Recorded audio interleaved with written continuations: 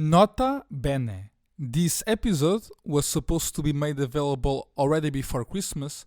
However, and in order to keep l'esprit de l'épisode, we are keeping it unchanged in this brand new release. By we, I naturally mean myself and you, future commissioners and MEPs. Enjoy.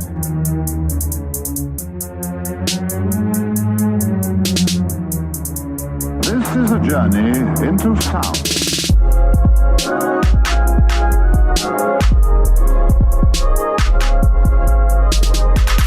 Saluton amicoi, welcome to the second episode of the Young Eurocrat in Brussels. I know it's been a month since our pilot, but don't forget that the podcast about the EU needs to follow the EU model. It starts slowly, with only a few member states / episodes, and then it becomes the best thing in the world and perhaps the universe. Many things have happened since our last episode. Some of them extremely sad, like the defeat of former Vice President Frans Timmermans in the Dutch elections. Obviously, it could have been worse had he lost to the far right. Instead, Mr. Wilders won with his so-called hardline narrative about migrants, in particular Arabs, or Muslims, because the press talks about Islamophobia, and because I don't see color, I don't know what is the correct designation. After all, I got this very developed cultural sensitivity when I stayed at the College of Europe. Anyway, as I said, good that it wasn't the far left winning. Since we concluded last episode that both extremes are literally the same, at least history shows us that with the far right, we can engage in dialogue. Plus, what else can center-right do? If center-left doesn't want to enter coalition with them, should they just not unite with the far right and not hold power to keep fascism away? What kind of democracy is this? You already know how centrist I am, so to me it's simple.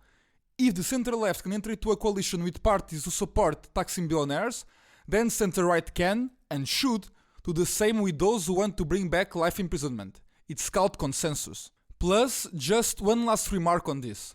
Is Wilders really this hardliner that the woke press says?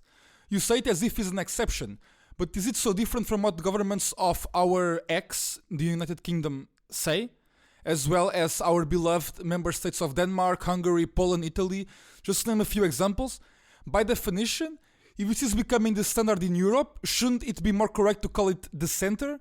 I think my professor at the College of Europe called it the Overton window. Oops, I'm sorry future commissioners and MEPs, I think I got distracted. I just love it so much to talk about politics, and I find every topic so fascinating that I could never decide what my thesis would be in the end at the College of Europe. But we still have time before the end of the episode, yes we do, to talk about the death of former Secretary of State, Mr. Henry Kissinger. What a sad day for mankind. When I think about this, God, as peacemakers, I think all of us should be devastated when a former Nobel Peace Prize winner passes away. Wow, a lot of peace. I think we're not even talking about any Nobel Peace Prize winner here. We're talking about someone special. We're talking about former Secretary of State Mr. Henry Kissinger, who was awarded for ending such a devastating tragedy as it was the Vietnam War. Right? I mean, don't get me wrong.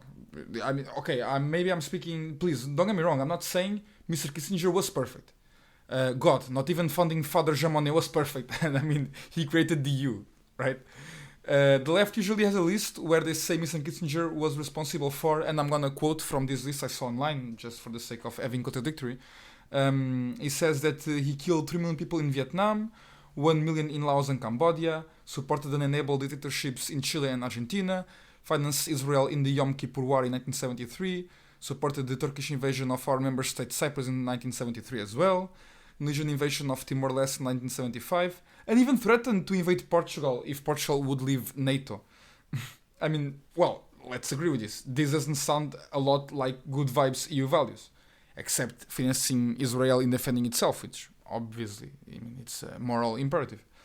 But, well, okay, I think my opinion here is sometimes we need to be pragmatic. We need to do what needs to be done. And what needs to be done is what Mr. Kissinger did, with an added value. It contributed to the new world order as we know it today. And we're talking about a world order where the EU is an equal partner to the United States, and especially in matters of foreign policy, as we all know. So, yeah, I think that to me it's clear, and this is how I want this podcast to end.